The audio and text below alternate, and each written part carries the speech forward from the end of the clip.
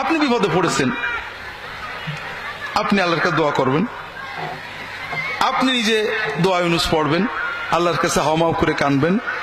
এটা হলো কোরআন এবং সুন্নাহর নির্দেশ।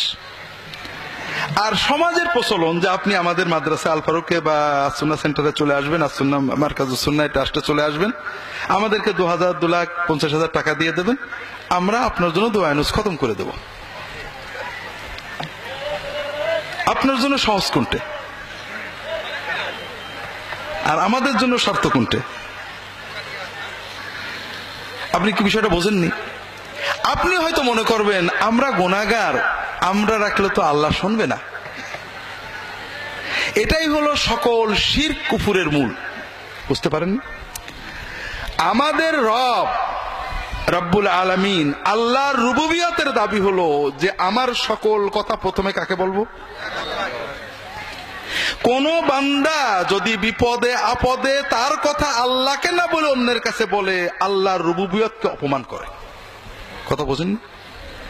যদি কেউ মনে করে মা বদরাগী, মা আমার কথা শুনবে না, আরেকজনকে দিয়ে বলায়, রাত দিন কিছু হলেই খালি বাপের দিয়ে দাদির দিয়ে বলায়, ওই ছেলেকে মা দেখতে পারে না, বিরক্ত হয়। কারণ ও মাকে পরিবারের সামনে অপমান করেছে। ঠিক না ভাই? যে ছেলে, যে বান্দা বিপদে আপদে কষ্টে আল্লাহর কাছে না চেয়ে অন্যর দিয়ে আল্লাহর কাছে চাওয়াই, ওই বান্দাকেও আল্লাহ দেখতে পারে না। সে আল্লাহ রুবুবিয়তকে অপমান করেছে। আল্লাহ কাফেরের দোয়া শোনে। আল্লাহ কোরআনে বলছে, কুল মা ইয়া'বু বিকুম রাব্বি লাউলা দুআউকুম। তোমরা আল্লাহর কাছে দোয়া করো, এই জন্য তোমাদের আল্লাহকে ধ্বংস করেনি, নাই ধ্বংস করে তো কাফেরদের, আবু জেহেলকে বলছে। আর আল্লাহ আমার দোয়া শুনবে না? দ্বিতীয় কথা হলো, আমরা আল্লাহ তাআলার কাছে দোয়া করব, আল্লাহ ব্যবস্থা দিলেন সরাসরি দোয়া করব, চাইবো। আমরা নিয়ম করলাম হুজুরদের মাধ্যমে চাইবো। আরো মজার ব্যাপার দেখেন, আপনি বিপদে পড়েছেন, আর বিপদে পড়লে হাদিস শরীফে সহিহ হাদিস আসছে, দোয়া ইউনুস পড়ে আল্লাহর কাছে চাইলে আল্লাহ কবুল করে। দোয়া ইউনুস মানে কি? লা ইলাহা ইল্লা আনতা সুবহানাকা ইন্নী কুনতু মিনাজ জালিমিন। লা ইলাহা ইল্লা আনতা, আল্লাহ তুমি ছাড়া কোনো মাবুদ নেই। তার মানে বিপদে পড়ে ডাকার মতো, বিপদ থেকে তরানোর মতো, বিপদগ্রস্তকে রক্ষা করার মতো, বিপদগ্রস্তের ডাক শোনার মতো আল্লাহ তুমি ছাড়া কেউ নেই। ইন্নী কুনতু মিনাজ জালিমিন, আল্লাহ আমি অন্যায় করে ফেলেছি। এর অর্থ কি? যে আমাদের উপরে যে বিপদ আপদ গজব কষ্ট আসে আমাদের অন্যায়, ঠিক না? আর বান্দা যখন অন্যায় স্বীকার করে আল্লাহর কাছে কান্দে, আল্লাহ মাফ করে দেয়। এটাই তো কথা। এই জন্য রাসূলুল্লাহ সাল্লাল্লাহু আলাইহি ওয়াসাল্লাম বলছেন, যদি কোনো বান্দা বান্দি যে কোনো বিপদে দোয়া ইউনুস পড়ে আল্লাহর কাছে দোয়া করে, আল্লাহ সঙ্গে সঙ্গে তার দোয়া কবুল করে নেয়। এটা হলো আল্লাহ এবং তার রাসূল সাল্লাল্লাহু আলাইহি ওয়াসাল্লামের শিক্ষা। আমরা কি শিক্ষা দিই আপনাদের? দোয়া ইউনুস শুধু পড়লে হবে না, খতম করতে হবে। খতমটা কিন্তু আমাদের বানানো, কোরআনেও নেই, হাদিসে নেই। কোরআনে বেশি বেশি পড়ো, সাধ্য মতো পড়ো আর কাঁদো।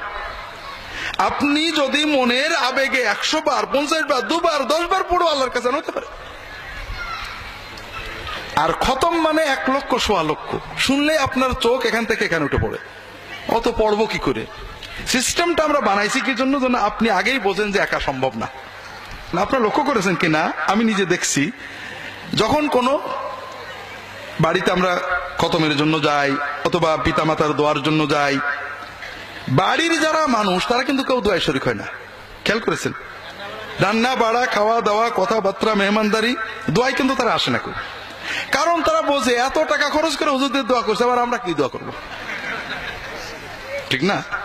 তাহলে আমরা 40 জন আলেম সবাই বলছি আল্লাহ আমি জালেম, ইন্নী কুনতু মিনাজ জালিমিন, আল্লাহ আমি জালেম, আল্লাহ আমি জালেম, আল্লাহ আমি জালেম।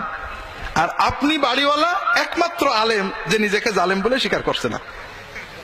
এটাই তো কথা।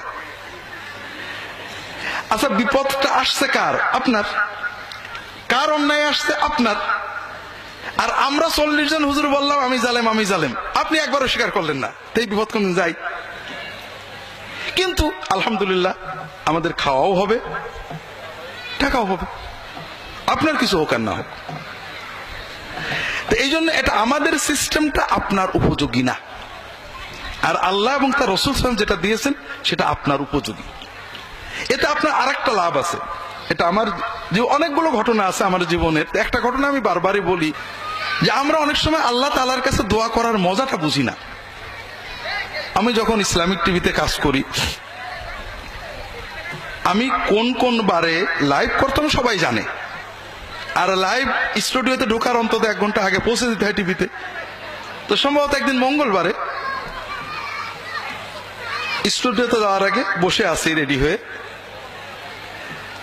হঠাৎ 2 জন আসছেন, যতটুকু মনে আছে, যে স্যার আমাদের বাড়ি ঢাকাতে বিজয়নগরে, একটা বিপদে পড়ে আসলাম, আমার কিছু জমি আছে বিজয়নগরে, জমির দলিলগুলো একজন ডেভেলপারকে দিছিলাম, কয়েক কোটি টাকার সম্পত্তি, সেখানে হাই রাইজ বিল্ডিং করার জন্য।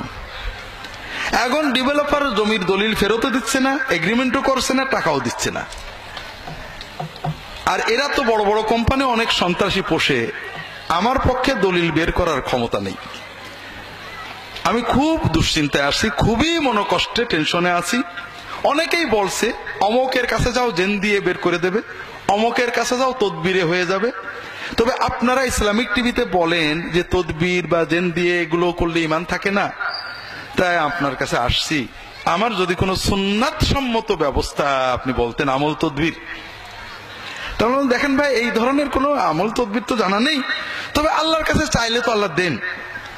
মানুষের বিপদ থেকে রক্ষা পাওয়ার জন্য, মানুষের জুলুম থেকে বাঁচার জন্য রাসূলুল্লাহ সাল্লাল্লাহু আলাইহি ওয়াসাল্লাম কিছু দোয়া শিখিয়েছেন, সুন্নত দোয়া।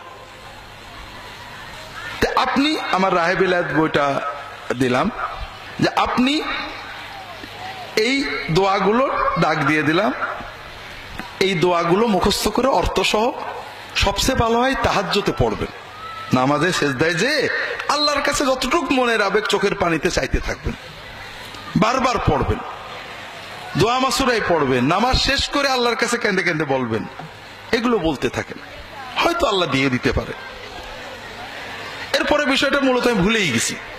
মাসখানেক সম্ভবত পরে এসে ওই ভদ্রলোক আসছেন, বলে স্যার একটা সুখবর, কোনো বলা নেই কওয়া নেই, ওই লোকটা আমার বাড়ির দরজায় এসে বেল দিয়ে আমার ওই দলিলগুলো দিয়ে চলে গেল।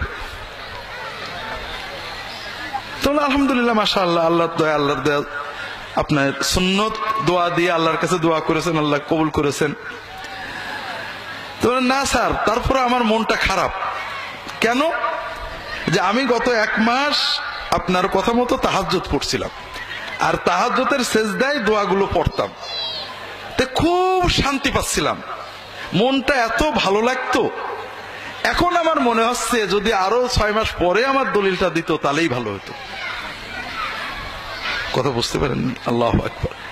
আপনি দলিলও পেয়েছেন, আল্লাহর ওলিও হয়ে গেছেন, আপনি আল্লাহর সাথে মহব্বতের প্রেমের মজা পেয়ে গেছেন, আপনি সব পেয়েছেন, ঠিক না? কিন্তু আপনি আমার কাছে এসে বসে থাকতেন, তাবিজ একটা নিয়ে যেতেন, আমার কাছে 1 লাখ টাকা দিয়ে যেতেন, আমি জেন চালান দেওয়ার কথা বলতাম, আপনি কিছুই পেতেন না।